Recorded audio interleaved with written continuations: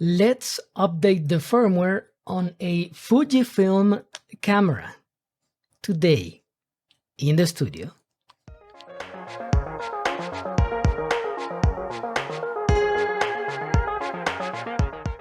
Hello there, my name is Alex Silva. If you're new to this channel, consider subscribing in order for you to learn more about photography in general, but flash photography in particular.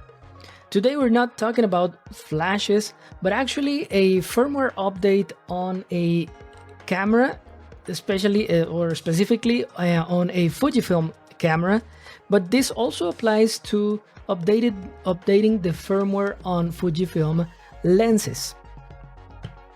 In this video, I'm going to explain why you may want to update the firmware on your Fujifilm gear, what you need, and all the necessary steps to actually do it. Of course, you can jump to any specific section in the chapter markers in the description below.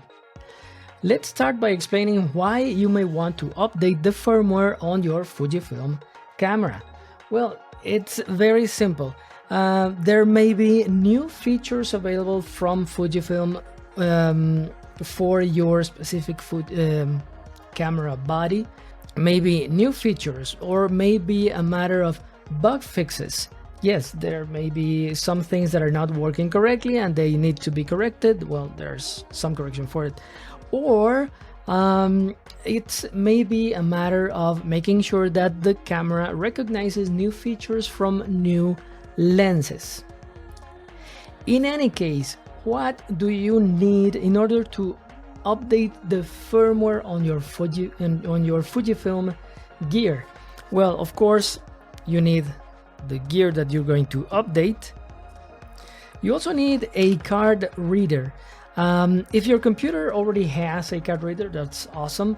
But if not, I'm going to link to some recommended card readers in the description below. Of course, you also need a good quality memory card. In this particular case, I'm going to use a SanDisk Extreme Pro with 32 gigabytes. This is not new. This has served me well for quite a few years now. And if you don't have a good quality memory card, or your card is probably failing or something, I'm going to also link to some in the description below. You also need a fully charged battery. Even though the firmware update process does not take long, Fujifilm usually recommends having a fully charged battery so you don't run the risk of running out of power in the middle of the process. So how do we actually do the update? Super simple. First, we're going to place our fully charged battery in the camera, and then we're going to place our memory card in the memory card slot. One important thing, if your camera has two card slots, you only need to use one. Card slot number 2 should be empty.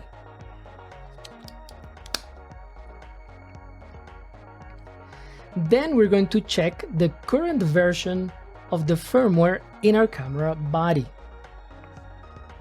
In order for us to do this, we're going to press and hold the display or disp back button, and then we turn the camera on. Now the screen should display the version of the firmware in both the body and the lens, if you have a lens attached. In my case, it's only showing the body version, which is 4.3. Then we need to download the firmware file from Fujifilm's website. Let's get to Fujifilm's website, which I'm going to link in the description below, and then we can download many other things. We're going to get to the firmware for cameras. Go to the X series, and in my case, I'm going to download the latest firmware for the X-T2, which is version 4.40. It describes what I need, etc., etc. A brief description of what's included. And then you agree to the terms and begin the download. I had already downloaded. That's why we have a number 1 here.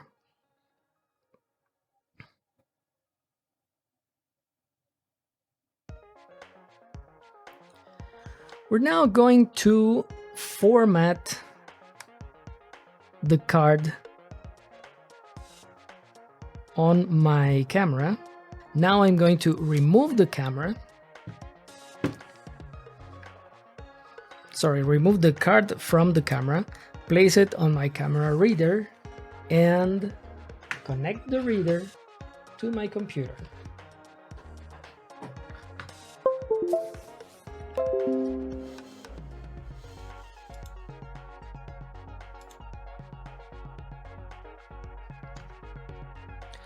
I can now take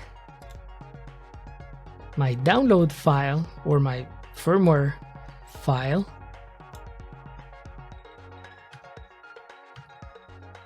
to my card, which should be empty.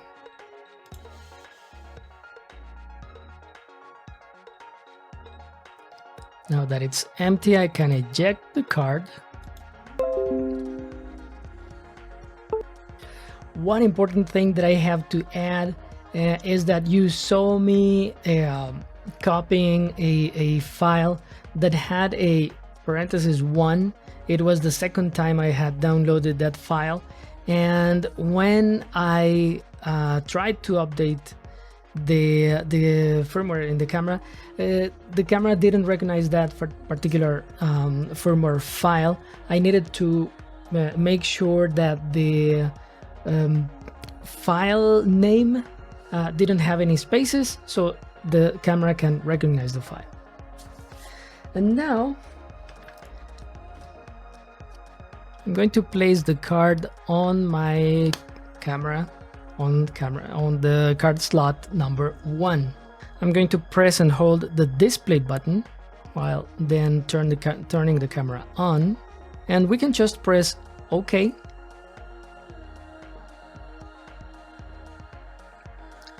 And the process will start.